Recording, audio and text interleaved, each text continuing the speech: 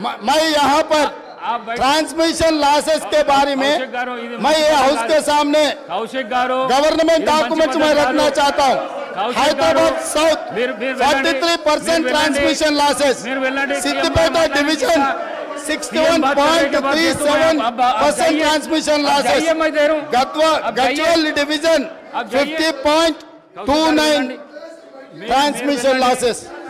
Speaker sir, విద్యుత్ సరఫరాలో బిల్లుల వసూలులో ఈ రోజు హరీష్ రావు గారు బాధ్యత వహిస్తున్న సిద్దిపేటలో 61.37%, గజ్వేల్ మాజీ ముఖ్యమంత్రి గారు ప్రాతినిధ్యం వహిస్తున్న శాసనసభ నియోజకవర్గంలో 50.29 ట్రాన్స్మిషన్ లాసెస్।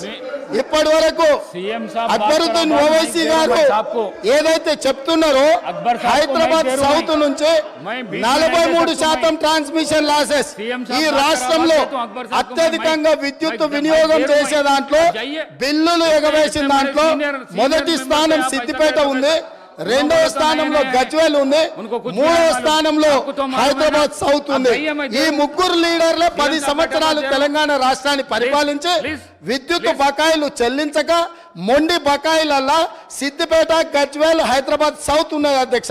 ఈ రోజు మొత్తం విద్యుత్ రంగమే దివాలా తీయడానికి, అప్పుల పాలు కావడానికి ఈ 3 ప్రాంతాల నుంచి బిల్లులు చెల్లించకపోవడం వల్ల ఈ రోజు ఈ పరిస్థితి దాపురించింది। నేను ఇప్పుడు మీ ద్వారా సభ్యులను నేను అడుగుతున్నా అధ్యక్ష, ఇన్ని పెండింగ్ బకాయిలు ఉన్నాయి, ఇంత బాధ్యతతో మాట్లాడినా, ఇంత డేటా తీసుకొని మాట్లాడినా అక్బరుద్దీన్ ఓవైసీ గారు ఎస్ మా ప్రాంతాల నుంచి బిల్లు చెల్లింపులో బకాయిలు ఉన్నాయి, నేను హరీష్ రావు గారు అదేవిధంగా చంద్రశేఖరరావు గారు బాధ్యత తీసుకొని ఈ బిల్లులు చెల్లిస్తామని ఎందుకు ముందుకు రాలేదు సార్? ఇది పద్ధతే సార్? అదేవిధంగా స్పీకర్ సార్ ఇన్ని విషయాలు మాట్లాడినప్పుడు అక్బరుద్దీన్ ఓవైసీ గారు అంతకంటే ముందు జగదీశ్వర్ రెడ్డి గారు మాట్లాడుతూ రాష్ట్రంలో ఎక్కడైనా విద్యుత్ కోతలు ఉన్నాయా, ఏ రైతులైనా రోడ్డు మీదకి వచ్చి ధర్నా చేసిండ్రా, ఏ రైతులైనా విద్యుత్ రావడం లేదని అడిగినరా అని చెప్పి మాజీ మంత్రి జగదీశ్వర్ రెడ్డి గారు మాట్లాడినరు। వారి సమాచారం కోసం నేను చెప్తున్నా స్పీకర్ సార్, కామారెడ్డి ఎక్కడి నుంచి అయితే కేసీఆర్ గారు గెలవాలని వెళ్ళిపోయి ఎన్నికల్లో పోటీ చేసిండో ఆ కామారెడ్డిలో సెప్టెంబర్ 1 తారీఖు నాడు కరెంటు సబ్ స్టేషన్లో ముట్టడి చేసి మొత్తం రైతులు ధర్నా చేసి రోడ్లెక్కి కామారెడ్డిలో నిరసన తెలిపినరు। 24 గంటలు కాదు కదా, 10 గంటల విద్యుత్తు కూడా ఇవ్వడం లేదని కామారెడ్డి శాసనసభలో ఆ నియోజకవర్గంలో కామారెడ్డి జిల్లా బాగర్తిపల్లి సబ్స్టేషన్ ఎదుట ఆందోళన చేస్తున్న రైతులు, వేములనర్వ శివారులో ఎండిపోయిన మొక్కజొన్న పంటను మేస్తున్న గొర్రెలు, ఇది సమాచారం అధ్యక్ష। ఒకవేళ కామారెడ్డి కేసీఆర్ ఇలాకా కాబట్టి నాకు సంబంధం లేదని మాజీ విద్యుత్ శాఖ మంత్రి గారు మాట్లాడొచ్చు। ఇక్కడ సూర్యాపేట జిల్లా నేరేడుచెర్ల దగ్గర రాస్తారోకో చేస్తున్నారు। నేరేడుచెర్ల గరిడేపల్లిలో వారి సొంత జిల్లా రైతులు రోడ్డెక్కి రాస్తారోకో చేసిన వివరాలు అధ్యక్ష। అదేవిధంగా గరిడేపల్లి కల్మల చెరువు సబ్ స్టేషన్ను ముట్టడి చేసి రైతులు ధర్నా చేస్తున్నారు అధ్యక్ష। అదేవిధంగా మేళ్ల చెరువు అక్టోబర్ 15 నాడు సూర్యాపేట జిల్లా మేళ్ల చెరువులో రైతులు నిరసన బాట పట్టారు అధ్యక్ష।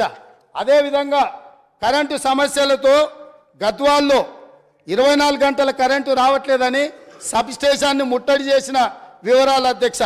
అదేవిధంగా అధ్యక్ష, కరెంటు కోతల వల్ల కన్న కొడుకు చచ్చిపోతే కరెంటు కోతతో కొడుకు, కడుపు కోతతో తల్లి బలి, కరెంటు సరైన సమయంలో ఇవ్వకపోవడం వల్ల కొడుకు చనిపోతే ఆ దుఃఖాన్ని భరించలేక కొద్ది గంటల్లోనే కొడుకు శవాన్ని కూడా దాన సంస్కారాలు చేయకముందే ఆ తల్లి, కొడుకు పేరు కొమరయ్య, తల్లి పేరు ముత్తవ్వ, డోర్నకల్ వరంగల్ ప్రాంతంలో 2 ఏళ్లుగా వ్యవసాయం కలిసి రావడం లేదని అప్పులు పెరిగిపోయాయి, వాటిని తీర్చేందుకు కొమరయ్య సాగును పెంచాడు, కానీ విద్యుత్ రాకపోవడం వల్ల కొమరయ్య అనే రైతు చచ్చిపోతే ఆ దుఃఖాన్ని తట్టుకోలేక గుండె బగిలి కన్న తల్లి ముత్తవ్వ కూడా చనిపోయింది అధ్యక్ష।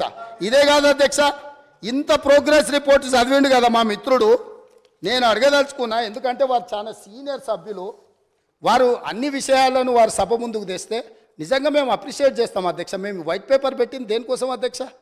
వాస్తవాలను ప్రజల ముందుకు తీసుకెళ్ళి వాళ్ళ సలహాలు సూచనలు తీసుకొని ఒక మంచి పరిపాలన ఇవ్వాలని మేము చర్చ చేసినాం అధ్యక్ష. ఇంత చర్చ జరిగిన అక్బరుద్దీన్ ఓవైసీ గారు శ్రీశైలం ఎడవగట్టు కాల్వ 1988-89లో ఆనాటి కాంగ్రెస్ ప్రభుత్వం 89లో ప్రారంభించింది, 2001లో పూర్తయింది. 20 సంవత్సరాల నుంచి శ్రీశైలం ఎడవగట్టు కాలువ మీద 900 మెగావాట్ల విద్యుత్ ఉత్పత్తితో నడుస్తున్న ప్రాజెక్టు, నీళ్ల ద్వారా నడిచే ప్రాజెక్టు అధ్యక్ష. అక్కడ ఈ ప్రాజెక్టును మేము నిర్మిస్తే నిర్వహణ లోపం వల్ల ఆగస్టు 22, 2020 నాడు ప్రభుత్వ నిర్లక్ష్యం వల్ల 2 రోజుల ముందే హెచ్చరించిన ఇక్కడ సమస్యలు ఉన్నాయి, తక్షణమే అధికారుల నిపుణులను పంపించి ఈ సమస్యల్ని పరిష్కరించండి, లేకపోతే పెను ప్రమాదం జరగబోతుందని అక్కడ అధికారులు ఇక్కడ ఉండే అధికారులకు హెచ్చరిక లెటర్ పంపించిన వారు మంత్రిగా ఉన్నప్పుడు